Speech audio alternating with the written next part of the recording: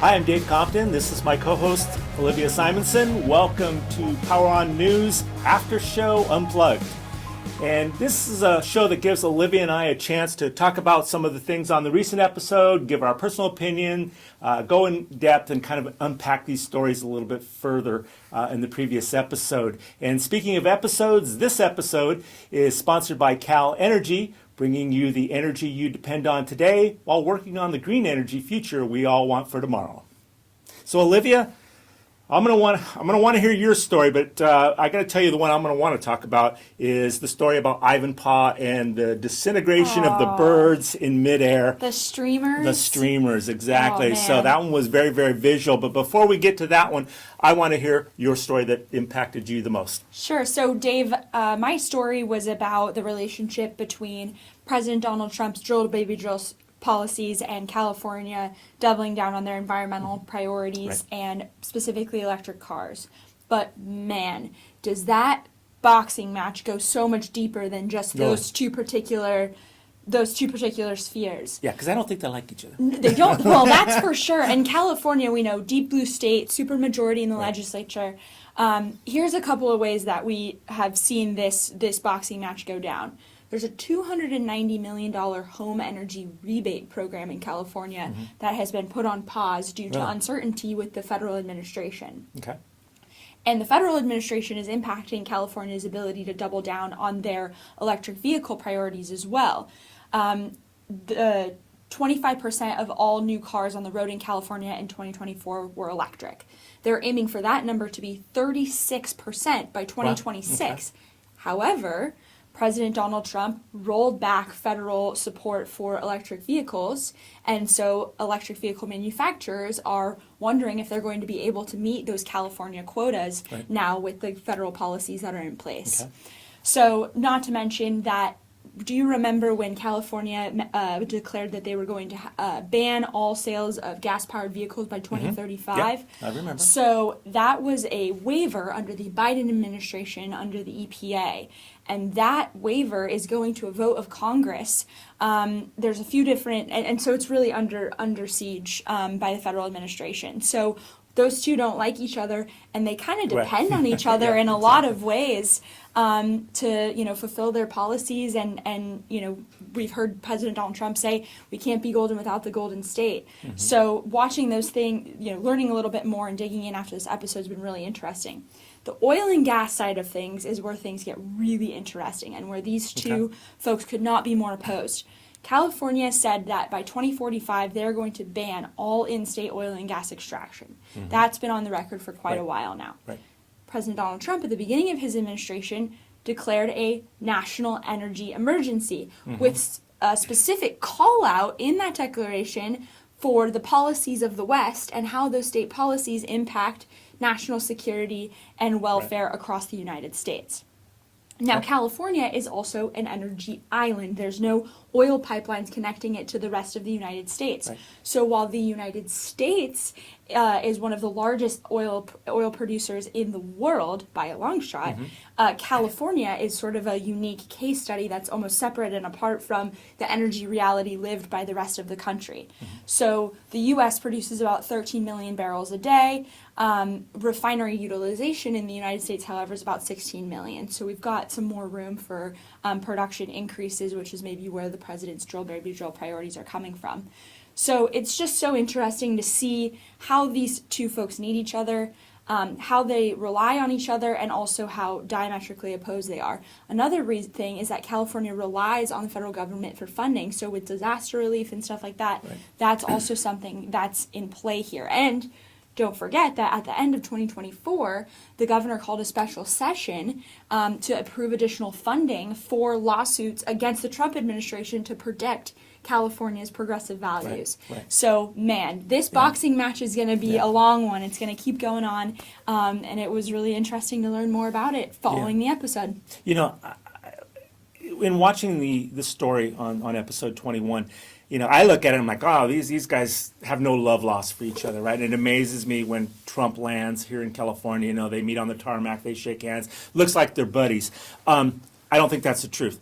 You've been up to Sacramento a lot. So you've witnessed California politics firsthand. So how do you see this story? I mean, is it just the old guard and it's the Republican side and it's the Democratic side and they just don't listen to each other? Or with the administration right now, do you see people listening more in California politics? I don't know that I see them listening more, but I do think there's been a significant shift following the 2024 election.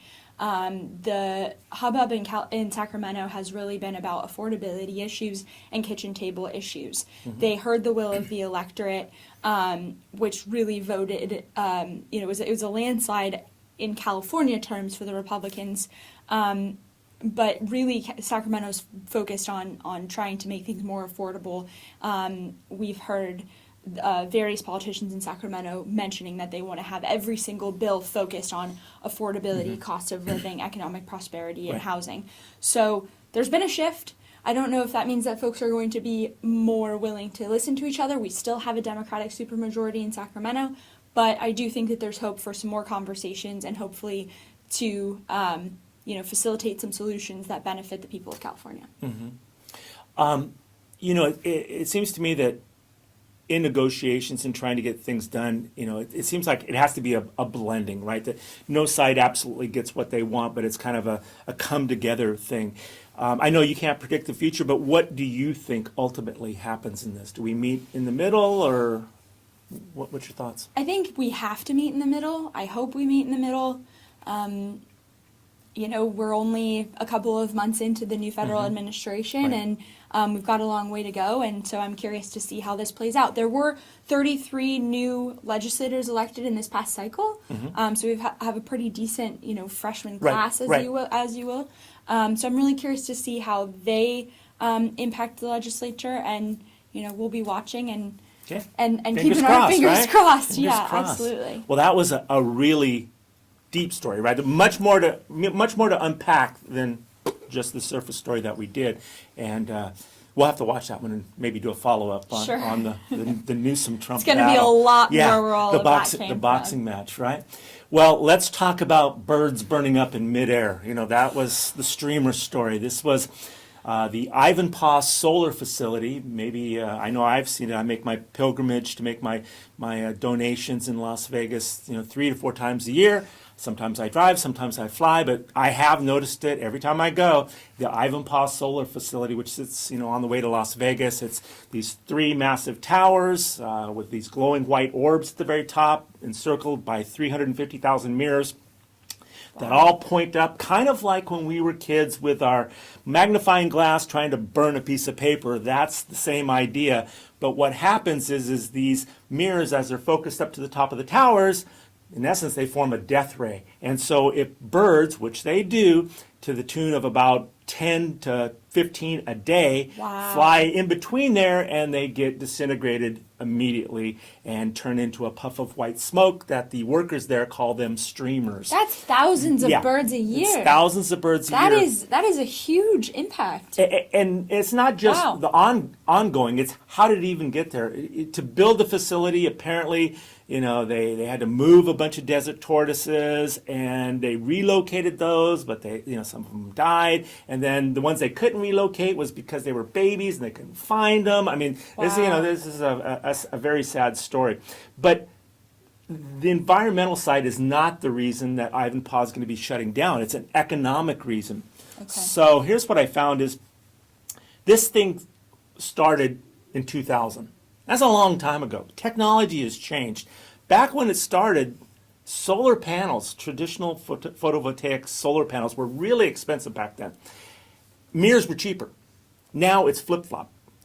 Panels are so cheap, I actually saw an article the other day where farmers, instead of building fences, they're using solar panels to make fences. Wow. So the economics have changed, and now the cost of electricity from the Ivanpah generation is like double the cost of normal solar. And just to bear this out even further, if you were to go to Google Earth and look right next door to Ivanpah's facility, there's gigantic solar farms, traditional solar farms.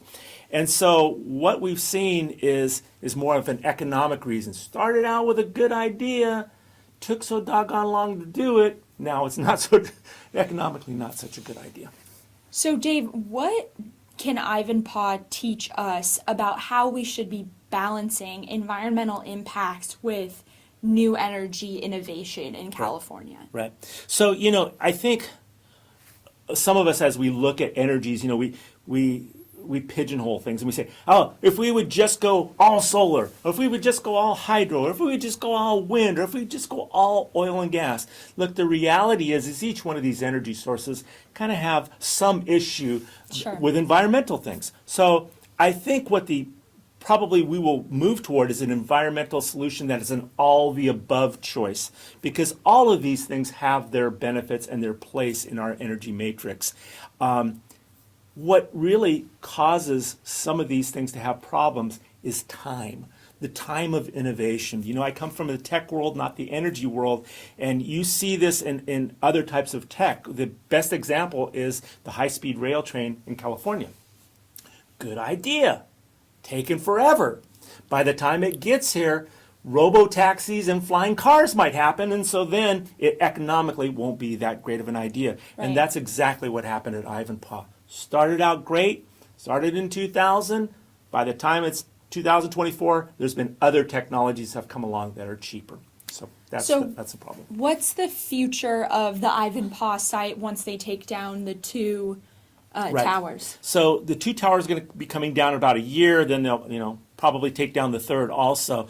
Look, they got a lot of land, right? And there's other solar, facilities out there, which means it's prime for location. I think that's what you'll probably see now that costs are down. You'll probably see Ivanpah transition into traditional solar. Well, I sure hope that we don't see any more streamers anytime soon. No more burning birds. Oh my goodness gracious. Well, that's really interesting, Dave. Well, hate to end on that grim note, but this was kind of our update on the after show here, the Unplugged edition, where Olivia and I get to kind of dig in a little bit deeper. We hope you'll actually watch the original version of the newscast. If you want to do that, the link for it will be in the comments below. And until then, thanks for watching.